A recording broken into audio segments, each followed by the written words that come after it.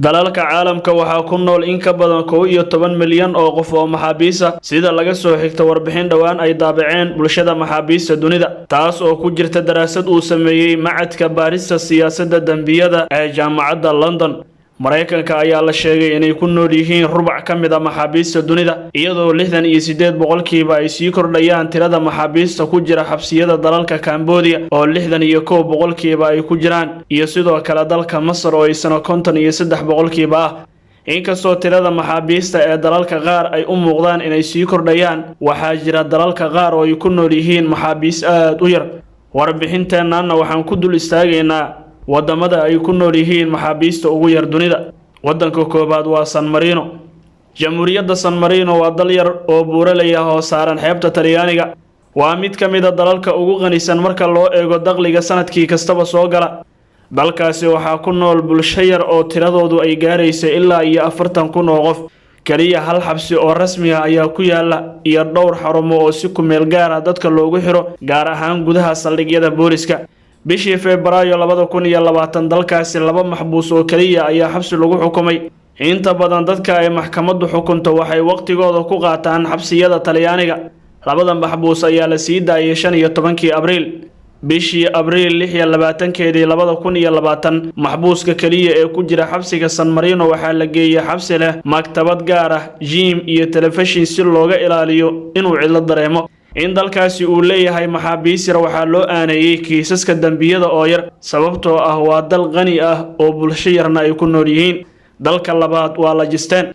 kani waa dal kale oo yar oo ay ku nool yihiin bulsho ka yar 40,000 sida lagu xusay tirakoobkii bulshadaas ee 2019 la sameeyay. warbixin ay soo saartay waaxda xabsiyada adduunka ayaa lagu sheegay in dalkaas uu leeyahay hal xabsi oo ay ku jiraan in ka yar 20 maxbuus. dadka lagu xukumo xabsiyada ee muddadiisu ka badan tahay 2 sano ayaa la geeyaa dalka Australia. 10 sano ee la soo dhaafay sanadkii kaliya ee dalkaasi laga diiwaan galiyay tiradii ugu sareysay ee maxaabiis waxa uu ahaa 1997 markaas oo xabsiga dalkaasi ay ku jireen 75 maxbuus. sida laga soo xigtay dalada Mislof dalkaas ayaa la sheegay in heerka falalka dambiyadu ay yar yihiin. kiiskii ugu dambeeyay ee dil ahna waxa uu dhacay sanadii 1997 sabab la xiriira dambiyada oo yar ayaa la sheegay in dadweynaha ay cabsi la'aan ku seexan jireen iyaga oo aan albaabada iyo daaqadaha xiranayn isla markaana lugeynaya habeenkii. dalka saddexaad waa Tuvalu. Tuvalu waa jasiirad ku taalla badweynta Pacifiga Koonfureed waana jasiirad madax bannaan oo ka tirsan barwaaqo sooranka England. waxay ka kooban tahay 9 jasiiro oo yaryar ayna ku nool yihiin in ka yar 15,000 oo qof. jasiiradahan waxa ay ku yaalaan Hawaii iyo sidoo kale Australia. sida waaxda dambiyada laga soo xigtay intii u dhaxaysay 2000 ilaa 2012 Tuvalu waxaa kaliya oo xabsi ku jiray 36 maxbuus iyadoo 2012 laga diiwaan galiyay tirada maxaabiista ugu badan. sanadii 2007 kaliya 3 maxbuus ayaa xabsiga ku jiray. sanadkaas oo dhan maadaama ay ku nool yihiin bulsho yar waxaa loo aaneeyay inay yar yihiin kiisaska dambiyada ee wadankaasi laga gala. wadanka afaraad waa Andorra. Andorra waxa uu ka mid yahay dalalka kale ee yar ee xabsiyada ugu jiraan maxaabiista yar. kaliya hal xabsi oo weyn ayaa ku yaala oo lagu magacaabo La Comela waxaana ku jira maxaabiis ay tiradoodu ka yar tahay 150 maxbuus. marka baaxadda xabsiga la eego ma badna maxaabiista ku jira. celcelis ahaan 30 ilaa 60 maxbuus ayaa sanadii la geeyaa. sida laga soo xigtay golaha Yurub 15 bishii Abriil 2020 Andorra waxaa kaliya xabsi ugu jiray 43 maxbuus.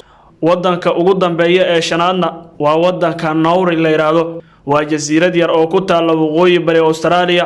banka adduunka ayaa sanadii 2019 ku qiyaasay in bulshada dalkaasi ay gaarayaan 12,500 oo qof.